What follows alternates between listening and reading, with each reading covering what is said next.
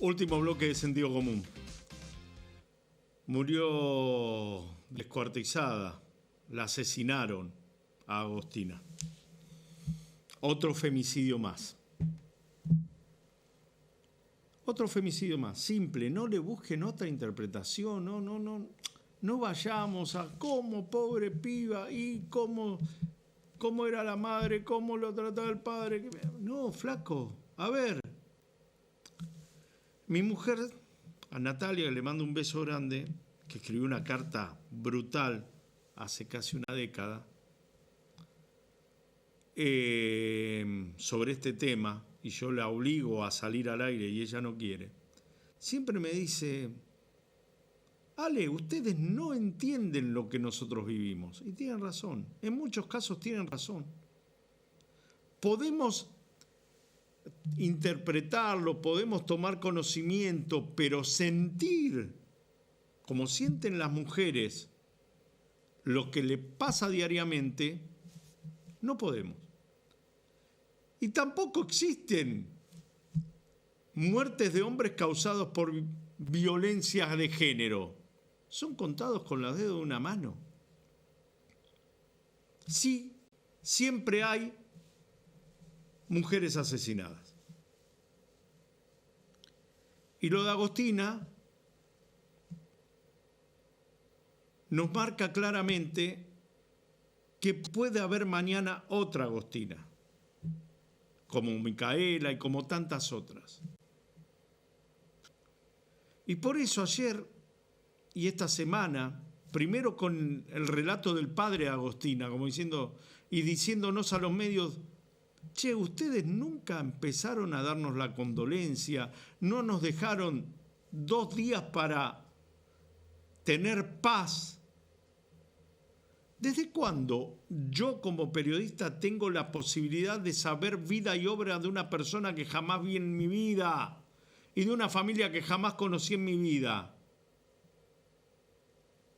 Sí, tendría que tener la obligación de quedarme en el tema, porque Agostina disparó un montón de otras de complicidades que nuevamente involucran a las barras bravas de los clubes con la política.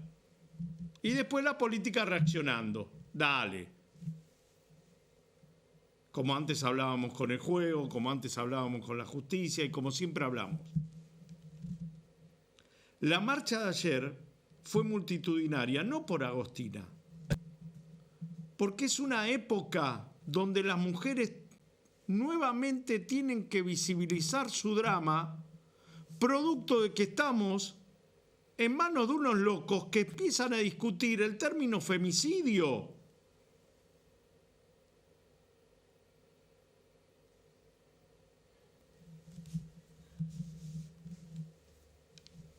Y si los libertarios no podían ir a esa marcha porque eran destratados, porque tenían miedo que los caguen a trompadas, por miles de aspectos, hagan una marcha en otro lugar para reclamar por lo mismo, no para evitar que se hable de femicidio. Porque supuestamente no hay diferencias entre hombre y mujer. Sí hay diferencias. Lo aprende una persona que viene con la cultura tradicional, normal.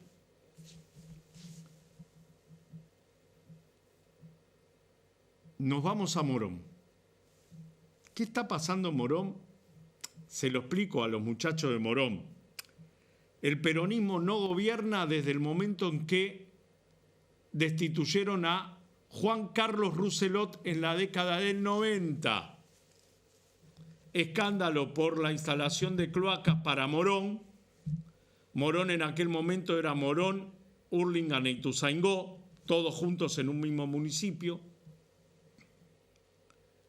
¿Y qué pasó? Bueno, destituyeron a Rousselot por aquella obra que encaraba como contratista Mauricio Macri y Socma. El peronismo, otra parte del peronismo, se opuso, discusiones, ahí saltó a la popularidad Martín Sabatella, con una mirada renovadora, reformista, con todo lo que tiene que ver con la honestidad como bandera. Desde esa rama del sabaterismo viene Lucas Gui.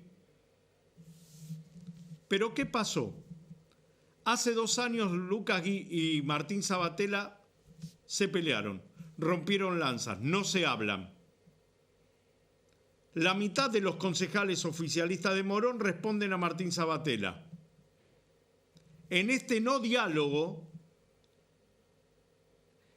en este agravio permanente de unos y otros, en esta persecución que hacen unos sobre los otros, hubo un proyecto de ley, un proyecto de ordenanza presentado por la oposición, producto de que una funcionaria de Lucas Gui, Luna Ortigosa, está fugada hace 15 días porque en su casa se encontró medio kilo de cocaína. Ortigosa, cuando fue nombrada como funcionaria municipal, no tenía ningún antecedente. ¿Vos veías los papeles? Vale.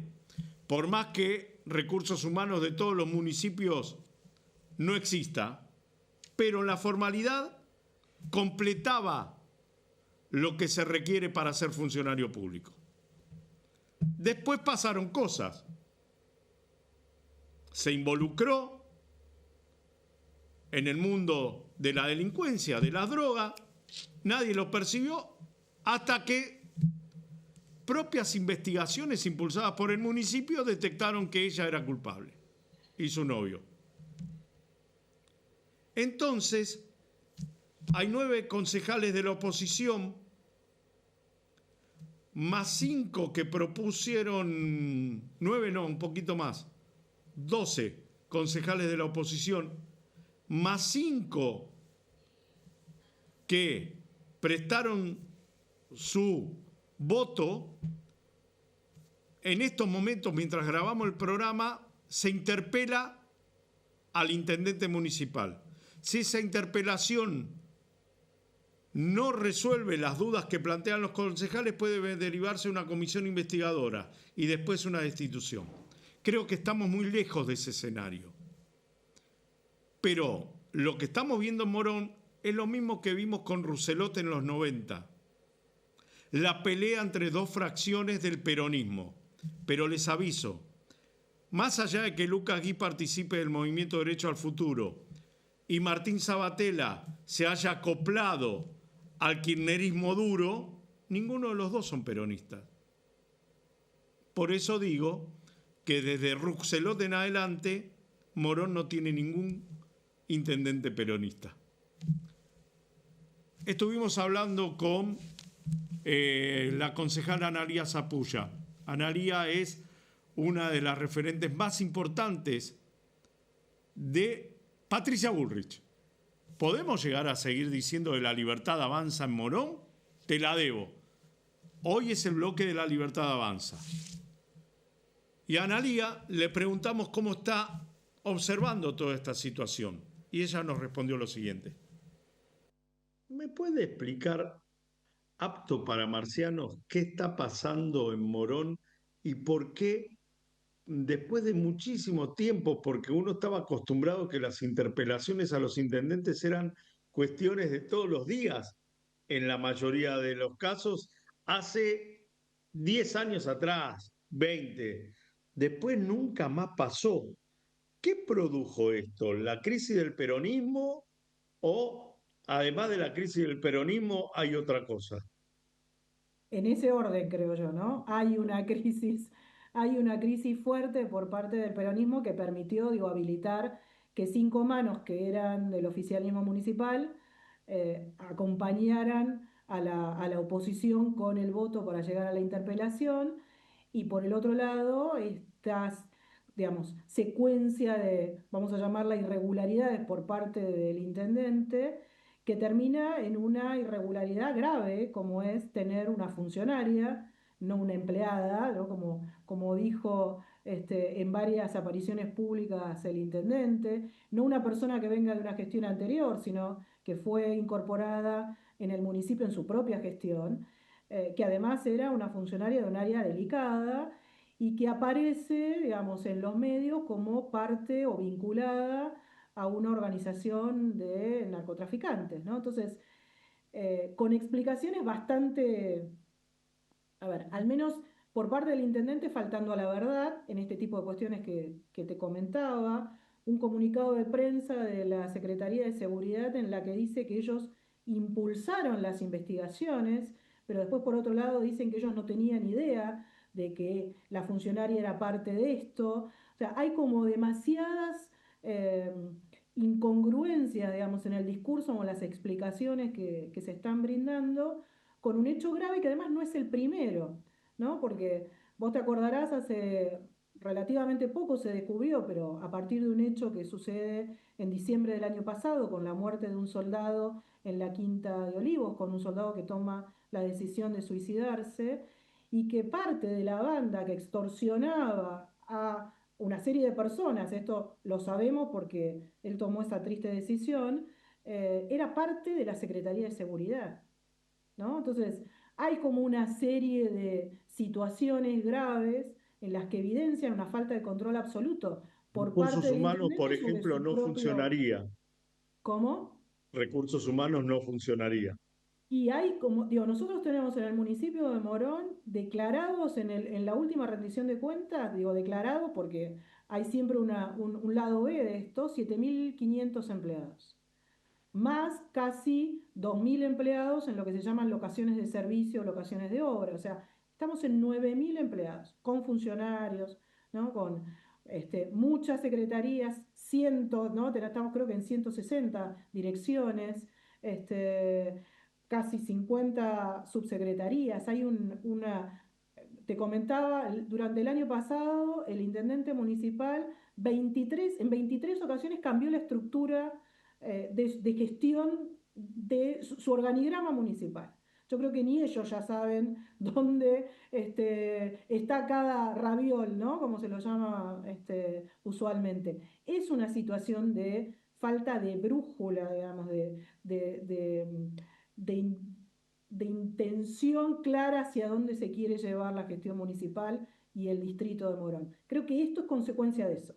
En el mejor de los casos, es un nivel de desprolijidad alto y falta, como esto, falla de recursos humanos. En el peor de los casos, tendríamos que estar pensando que hay una vinculación un poco más importante por parte de algunas personas del municipio con bandas de narcotraficantes. Digo, Morón ha tenido episodios graves en esto. Recordarás cuando fue Puerta 8, ¿no? Que se vendió la droga contaminada. Muchos de quienes tomaron esa droga eran del municipio de Morón. De hecho, tuvimos la mayor parte de quienes ingresaron en el hospital de Morón eran del distrito de Morón y habían consumido esa droga. El famoso caso de esa persona que entró 2 veces, recordarán, ¿no? Que le dieron el alta y volvió, eh, era del municipio de Morón. El año pasado, en el mes de enero, febrero, el caso de una especie de ajuste de cuentas entre un narco y entre dos narcos, ¿no? En una verdulería en Morón Sur que termina con la muerte de Vera, ¿no? Que se da vuelta y le pega un tiro y mata a un joven en Morón Sur. Hay como demasiados episodios que la verdad es que al menos nos hacen pensar que hay una situación de dejar hacer importante. Que además haya un funcionario vinculado con este tema es de una gravedad suprema que amerita que el intendente dé explicaciones. Esas explicaciones no alcanzan. ¿Ustedes creen que están en condiciones de ir por una comisión investigadora? Yo siempre digo, a ver, la ley orgánica municipal es bastante clara en esto. Ha habido algunas reformas en las que no deja lugares a doble intención, digamos, en términos de los procedimientos para esto. Está claro que si mañana no concurre el intendente o ningún secretario, es causal de destitución. Causal no quiere decir la destitución inmediata. Está claro que hay que pasar por un proceso, una comisión, etcétera.